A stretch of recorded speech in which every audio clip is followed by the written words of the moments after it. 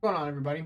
It's your boy Duel, back here with another video. Today we're going to be going over the Diablo 4, my mic here, Diablo 4 Campfire patch notes. They actually had a stream today. I didn't even realize they had a stream today, but I wanted to write down some of the notes that that happened on the stream today. So I kind of want to just go everything, and so without further ado, we'll just jump right into it. And I've got the Diablo 4 season video here, so without further ado, we'll just jump right in. So the launch is next Tuesday, which is January 21st. We're gonna get witchcraft powers.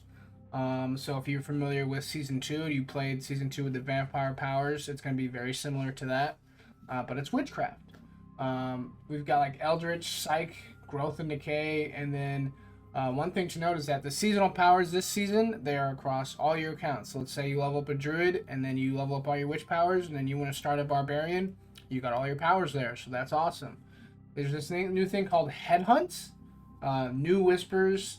They basically spawn like head rotten bosses, and then you claim these heads to turn them into the whisper cache. And the main idea is that, I guess, the lore is that the tree of whispers is they're missing their heads and need you to go get them. And this is the idea. So you go and fight these head rotten bosses, get their heads, turn them in, you get cool gems. But we'll get into that later. There's these areas called root holds, and they're concentrated population of the head rotten. And you need to get a whispering wood sigil to access them. There's occult gems, as I just mentioned, and you pretty much socket them into your jewelry. You'll get these. I'm pretty sure you'll get them from turning in your heads to the whispers. So that'll be cool.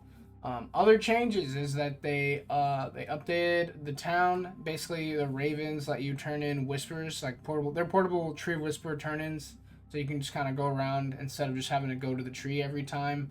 The season journey, they said that they made the earlier chapters easier for the casuals, which is crazy because if you just play the game, that's the season journey was easy to just do just by playing the game. But apparently they made the barrier to entry easier, and then they said that the later chapters are more aspirational content, and you even get a flying pet reward for doing so. So that's exciting. Balance changes. So they said that during the PTR there was a lot of broken things that they needed to fix.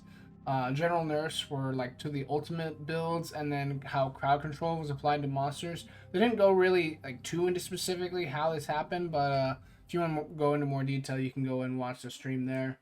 Um, General buffs, they said that summon companions are way more powerful, and a lot of bug fixes there, so that's awesome. They said that Barb is in a good spot. Hoda got a massive buff, and if you like Whirlwind, that also got buffed. And then they added a unique where Hoda hitting the earth or hitting like the ground does like an earthquake and causes an explosion. They said that Sorcerer was the weakest class, so they said that they would have to buff a lot of the passives. There's a unique that gives you some new options with Ball Lightning. You can bring Ball Lightning back, or it's like the Super Ball Lightning. But it looks really cool. I'm excited. They said Druid was in a good place. I know at some point there was like a broken Druid build rolling around that I think Rob was playing, and they definitely nerfed that. That was not the intention, obviously. And they said that they made Spirit Boon buffs better. They made it better. I don't know what that really looks like, but that's what they said. Druid did not get a new unique here.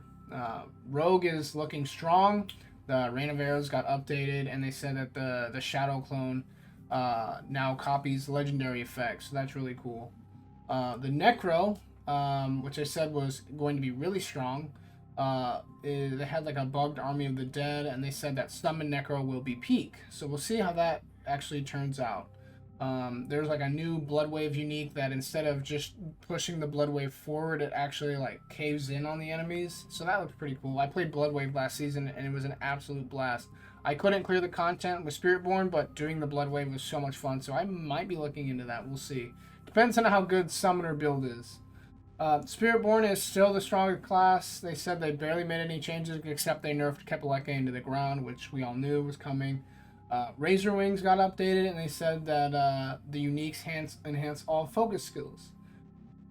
I've been talking a lot. So now, getting on to the seasonal changes and the most important part, the armory. So the seasonal changes is that the occult gems are going to be really strong, and they said that the witch powers were not as good as they were hoping, so they buffed them. So that's really good. You want to feel strong, right? You want to get that god power like fantasy. The armory is here. You can save, load, and name builds, and including equipment and skills and paragons. So that's really exciting. If you want to switch to a boss build, you can now just do that on the fly. Or if you want to just go to kill mobs, you can flip to your mob build. You get the idea. It's really cool. Should have been here from the start, but it is what it is. It's here. I'm happy for it. Other stuff that they added. This is a massive change that I don't know why this wasn't in the last season. It's like a no-brainer to me. Is that they increased the power of your uniques if you got like a GA that was like a high GA. Because a good example is you get like a forgery, you get like a quad GA, and it would be like the shittiest roll, so it'd be garbage.